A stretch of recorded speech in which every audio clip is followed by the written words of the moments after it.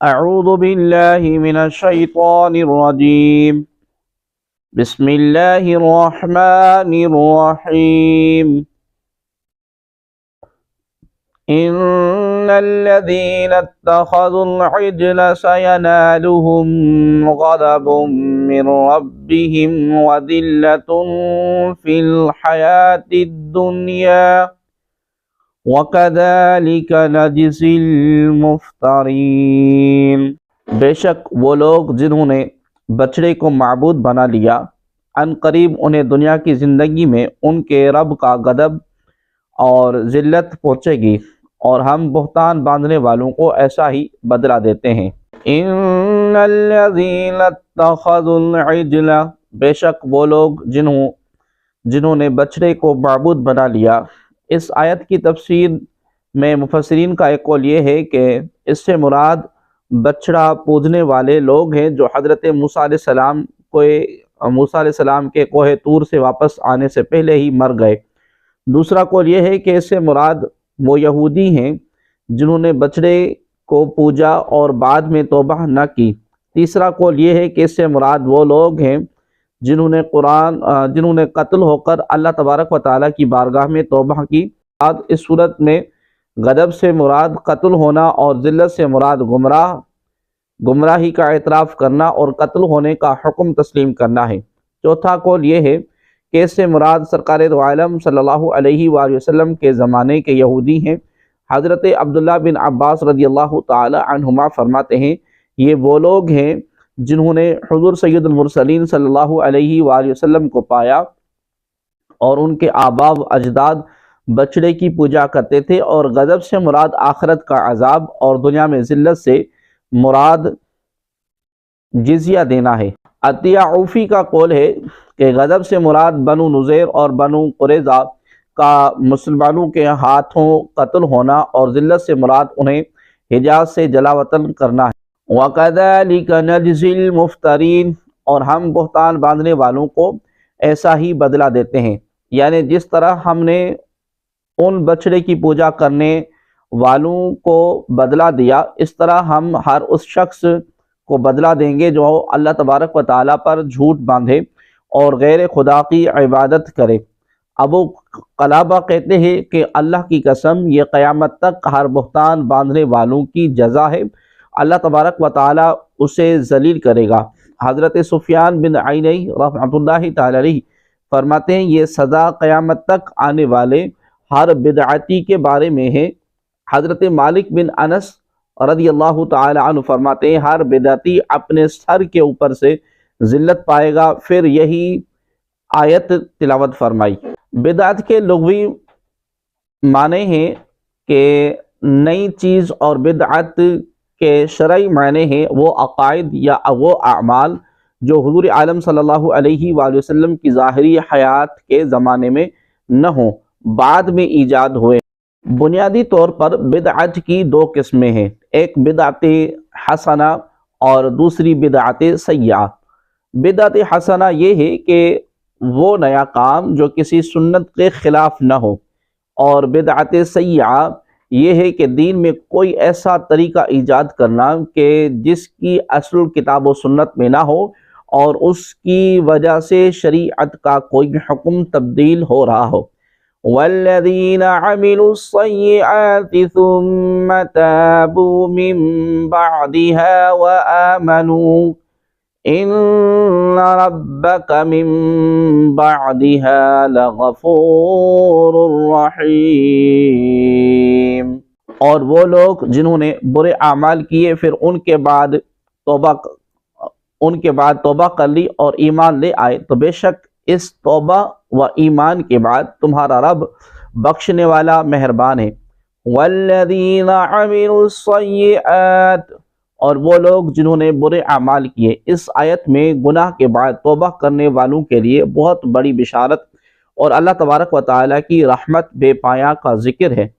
آیت کا خلاصہ یہ ہے کہ جس شخص نے گناہ کا کوئی پہلو نہ چھوڑا، یعنی کفر تک کا ارتکاب کیا، پھر اس نے اللہ تبارک و تعالیٰ کی بارگاہ میں اپنے تمام گناہوں سے سچی توبہ کر لی اور ایمان لایا، اور اس توبہ پر قائم رہا تو اللہ تبارک و تعالی اس کے سب گناہ بخش دے گا اور اس کی توبہ قبول فرمائے گا۔ اس آیت سے ثابت ہوا کہ گناہ خواہ صغیرہ ہو یا کبیرہ، جب بندہ ان سے توبہ کرتا ہے تو اللہ تبارک و تعالی اپنے فضل رحمت سے ان سب کو معاف فرماتا ہے۔ کثیر احادیث میں گناہوں سے سچی توبہ کی قبولیت اور اس کے فضائل بیان کیے گئے ہیں۔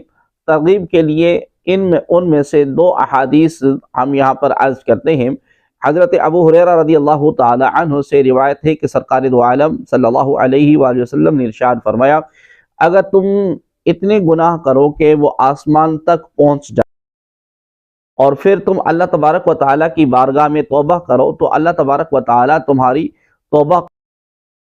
حضرت انس رضی اللہ تعالی عنہ سے روایت ہے کہ تاجدار رسالت صلی اللہ علیہ وآلہ وسلم نے ارشاد فرمایا، اللہ تبارک و تعالی اپنے بندے کی توبہ پر اس سے بھی زیادہ خوش ہوتا ہے جیسے تم میں سے کسی کا اونٹ جنگل میں گم ہونے کے بعد دوبارہ اسے مل جائے۔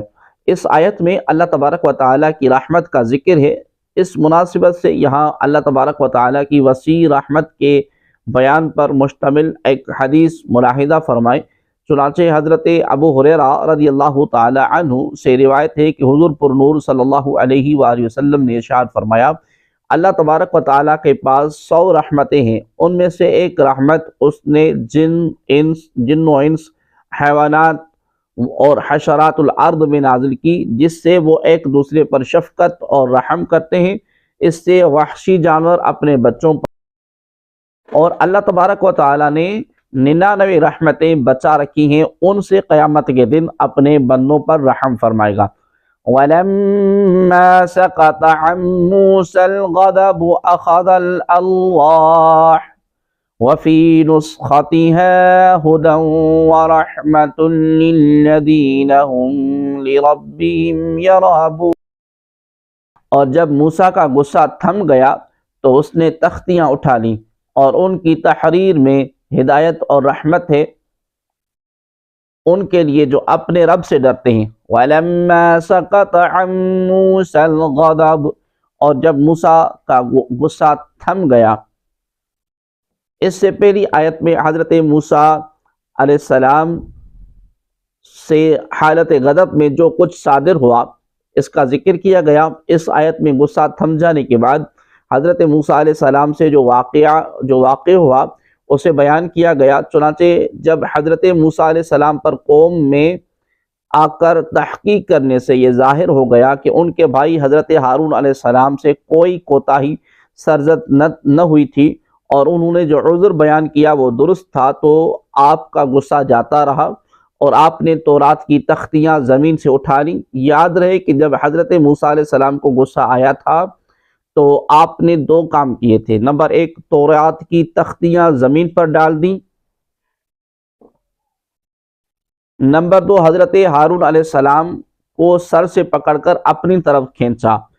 جب غصہ ٹھنڈا ہوا تو اس کی تلافی میں بھی حضرت موسیٰ علیہ السلام نے 2 کام کیے۔ نمبر 1، تورات کی تختیاں زمین سے اٹھانی۔ نمبر 2، اپنے بھائی کے لیے دعا کی۔ وَاخْتَارَ مُوسَىٰ قَوْمَهُ 70 رَجُلًا لِمِيقَاتِنَا فَلَمَّا أَخَذَتْهُمُ الرَّجْفَةُ قَالَ رَبِّ لَوْ شِئْتَ أَهْلَكْتَهُم مِّن قَبْلُ وَإِيَّايَ أَتُهْلِكُنَا بِمَا فَعَلَ السُّفَهَاءُ مِنَّا إِنْ هِيَ إِلَّا فِتْنَتُكَ تُضِلُّ بِهَا مَن تَشَاءُ وَتَهْدِي مَن تَشَاءُ أَنْتَ وَلِيُّنَا فَاغْفِرْ لَنَا وَارْحَمْنَا وَأَنْتَ خَيْرُ الْغَافِرِينَ۔ اور موسیٰ نے ہمارے وعدے کے لیے اپنی قوم سے 70 مرد منتخب کر لیے۔ پھر جب انہیں زلزلے نے پکڑ لیا تو موسیٰ نے عرض کی، اے میرے رب، اگر تو چاہتا تو پہلے ہی انہیں اور مجھے ہلاک کر دیتا۔ کیا تو ہمیں اس کام کی وجہ سے ہلاک فرمائے گا جو ہمارے بے عقلوں نے کیا؟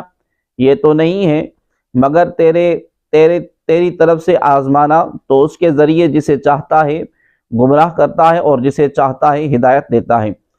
تو ہمارا مولا ہے، تو ہمیں بخش دے اور ہم پر رحم فرما، اور تو سب سے بہتر بخشنے والا ہے۔ وَاخْتَارَ مُوسَىٰ، اور موسیٰ نے منتخب کر لیے۔ حضرت موسیٰ علیہ السلام پہلی بار رب تبارک و تعالیٰ سے مناجات کرنے اور تورات لینے تشریف لے گئے تھے، اور اس بارگاہ کی پوجا کرنے والوں کو معافی دلوانے کے لیے 70 آدمیوں کو ساتھ لے کر تشریف لے گئے۔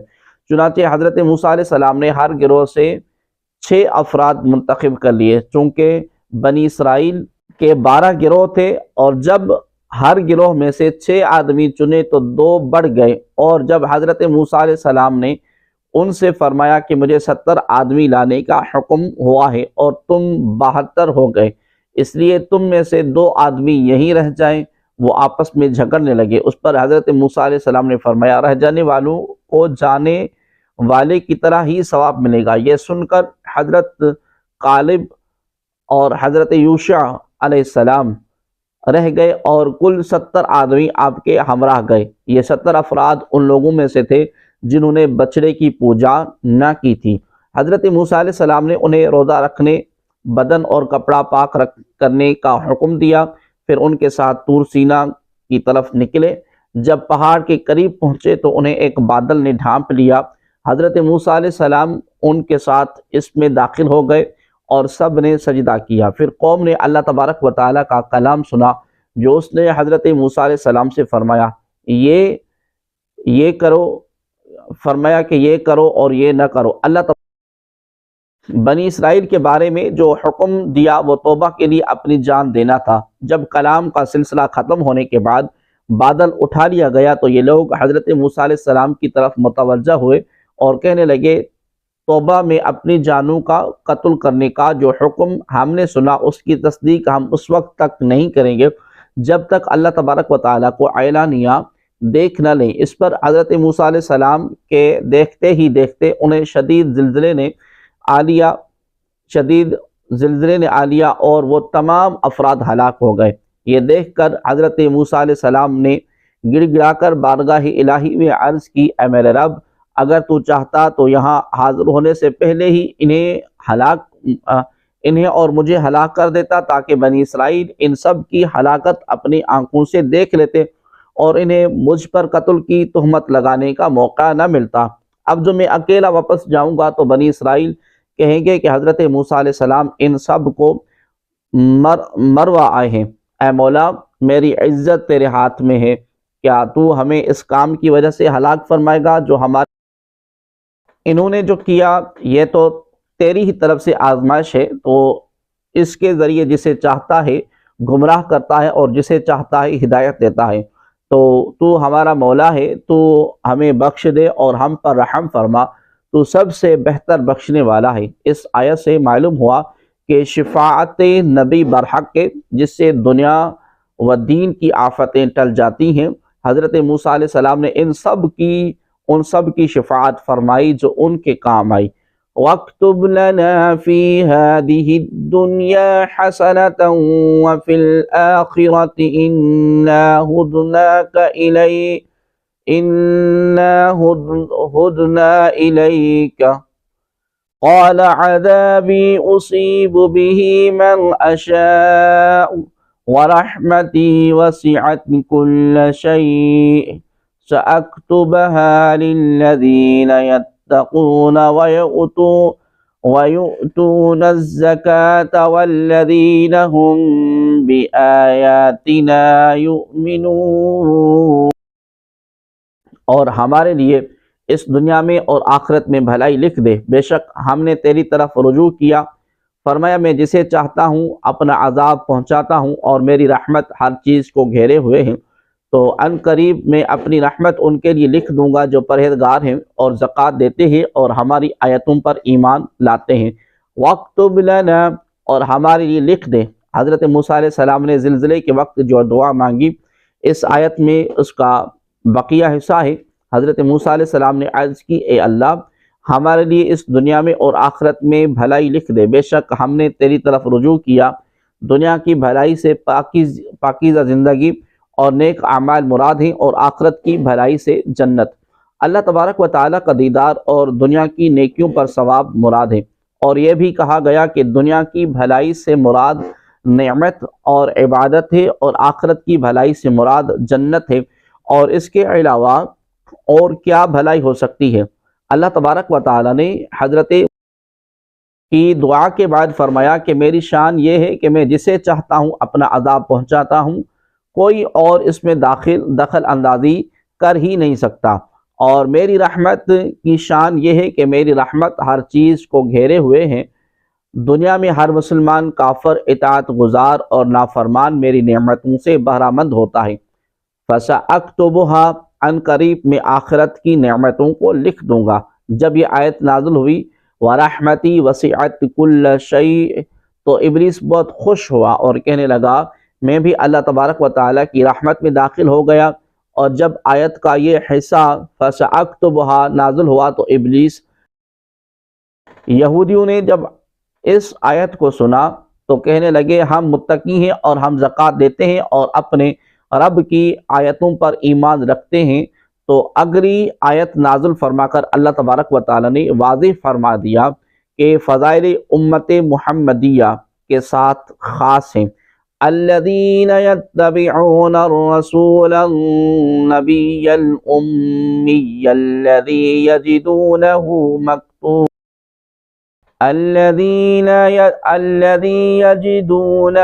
مکتوبا مكتوبا عندهم في التوراة والإنجيل يأمرهم بالمعروف وينهاهم عن المنكر ويحل لهم الطيبات ويحرم عليهم الخبائث ويضع عنهم إصرهم والأغلال التي كانت عليهم فالذين آمنوا به وعزروه ونصروه واتبعوا النور الذي أنزل معه أولئك هم المفلحون۔ وہ جو اس رسول کی اتباع کریں جو غیب کی خبر دینے والے ہیں، جو کسی سے پڑھے ہوئے نہیں، جسے یہ اہل کتاب اپنے پاس تورات اور انجیل میں لکھا ہوا پاتے ہیں، وہ انہیں نیکی کا حکم دیتے ہیں اور انہیں برائی سے منع کرتے ہیں، اور ان کے لیے پاکیزہ چیزیں حلال فرماتے ہیں اور گندی چیزیں ان پر حرام کرتے ہیں، اور ان کے اوپر سے بوجہ اور قیدیں اتارتے ہیں جو ان پر تھیں۔ تو وہ لوگ جو اس نبی پر ایمان لائیں اور اس کی تعظیم کریں اور اس کی مدد کریں اور اس نور کی پیروی کریں جو اس کے ساتھ نازل کیا گیا، تو وہی لوگ فلاح پانے والے ہیں۔ الذین یتبعون الرسول، وہ جو رسول کی غلامی کرتے ہیں۔ مفسرین کا اس بات پر اجماع ہے کہ اس آیت میں رسول سے سرکار دو عالم صلی اللہ علیہ وآلہ وسلم مراد ہے۔ آیت میں تاجدار رسالت صلی اللہ علیہ وسلم کا ذکر وصف رسالت سے فرمایا گیا، کیونکہ آپ کریم صلی اللہ علیہ وسلم، آپ اللہ تبارک و تعالی اور اس کی مخلوق کے درمیان واسطہ ہیں، رسالت کے فرائض ادا فرماتے ہیں، اللہ تبارک و تعالی کے اوامر و نواہی، شرائع و احکام اس کے بندوں کو پہنچاتے ہیں۔ اس کے بعد آپ کی توصیف میں نبی فرمایا گیا۔ اس کا ترجمہ سیدی اعلیٰ حضرت علیہ الرحمہ نے غیب کی خبر دینے والے کیا ہے، اور یہ نہایت ہی صحیح ترجمہ ہے، کیونکہ نبا خبر کی معنی ہے، اور نبی کی منفرد خبر بطور خاص غیب ہی کی خبر ہوتی ہے، تو اس سے مراد غیب کی خبر لینا بالکل درست ہے۔ قرآن کریم میں یہ لفظ خبر کے معنی میں بکثرت استعمال ہوا۔ ایک جگہ ارشاد ہوا قل هو نبأ عظیم، تم فرماؤ وہ قرآن ایک عظیم خبر ہے۔ ایک جگہ فرمایا تلک من انباء الغیب نوحیہا الیک، یہ کچھ غیب کی خبریں ہیں جو ہم تمہاری طرف وحی کرتے ہیں۔ ایک جگہ فرمایا فلما انبأہم باسمائہم، تو جب آدم نے انہیں ان اشیاء کے نام بتا دیے۔ ان کے علاوہ بکثرت آیات میں یہ لفظ اس معنی میں مذکور ہے۔ پھر یہ لفظ یا فاعل کے معنی میں ہوگا یا مفعول کے معنی میں۔ پہلی صورت میں اس کے معنی ہے غیب کی خبریں دینے والے، اور دوسری صورت میں اس کی معنی ہوں گی غیب کی خبر دیے ہوئے، اور ان دونوں معنی کی تاکید قرآن کریم سے ہوتی ہے۔ پہلی معنی کی تائید اس آیت سے ہوتی ہے کہ نبی عبادی، میرے بندوں کو خبر دو۔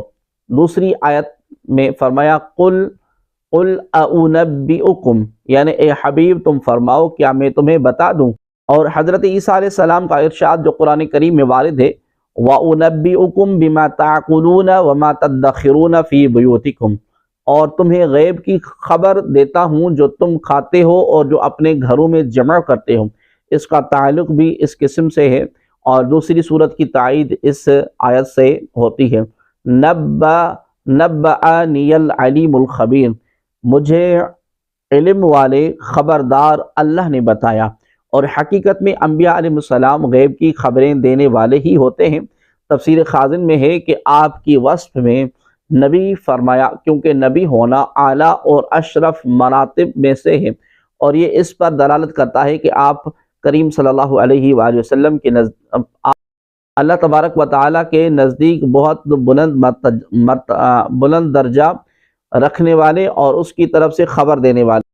امی کا ترجمہ اعلیٰ حضرت رحمۃ اللہ تعالیٰ علیہ نے بے پڑھے فرمایا۔ یہ ترجمہ بالکل حضرت عبداللہ بن عباس رضی اللہ تعالی عنہما کے ارشاد کے مطابق ہے، اور یقیناً امی ہونا آپ کریم صلی اللہ علیہ وآلہ وسلم کے معجزات میں سے ایک معجزہ ہے کہ دنیا میں کسی سے پڑھا نہیں، اور کتاب وہ لائے جس میں اولین و آخرین اور غیبوں کے علوم یجدونہ مکتوبا عندہم فی التوراۃ والانجیل، یہ اہل کتاب اپنے پاس تورات اور انجیل میں لکھا ہوا پاتے ہیں، یعنی اپنے پاس تورات اور انجیل میں آپ کی نعت اور صفت اور نبوت لکھی ہوئی پاتے ہیں۔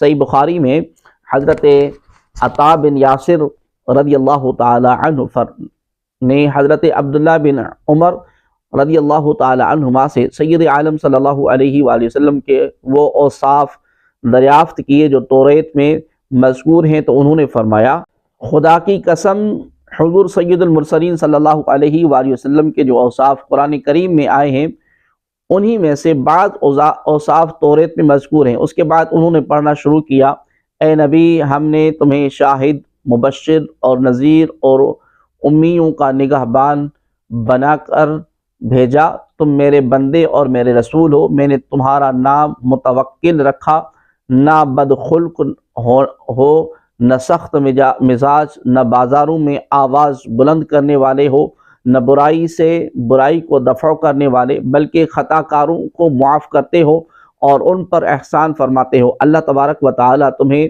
نہ اٹھائے گا جب تک کہ تمہاری برکت سے غیر مستقیم ملت کو اس طرح راست نہ فرما دے۔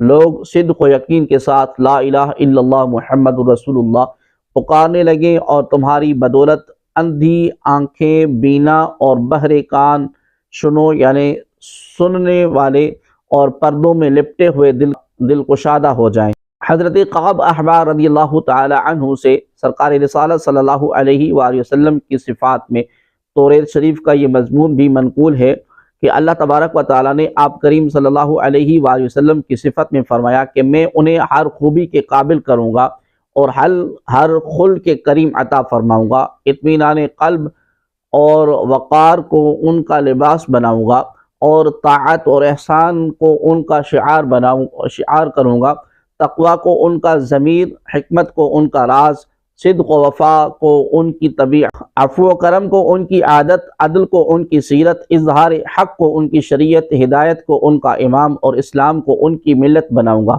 احمد ان کا نام ہے، مخلوق ان کے صدقے میں گمراہی کے بعد ہدایت اور جہالت کے بعد علم اور معرفت اور گمنامی کے بعد رفعت و منزلت عطا کروں گا۔ انہیں کی برکت سے قلب کے بعد کثرت، انہیں کی برکت سے قلت کے بعد کثرت، اور فقر کے بعد دولت، اور تفرق کے بعد محبت عنایت کروں گا۔ انہیں کے بدولت مختلف قبائل، غیر مجتمع خواہشوں اور اختلاف رکھنے والوں میں الفت پیدا کروں گا، اور ان کی امت کو تمام امتوں سے بہتر کروں گا۔ ایک اور حدیث میں توریت شریف سے حضور سید عالم صلی اللہ علیہ وآلہ وسلم کے یہ اوصاف منقول ہیں کہ میرے بندے احمد مختار ان کی جائے ولادت مکہ مکرمہ اور جائے ہجرت مدینہ طیبہ ہے، ان کی امت ہر حال میں اللہ تبارک و تعالیٰ کی کثیر حمد کرنے والی ہے۔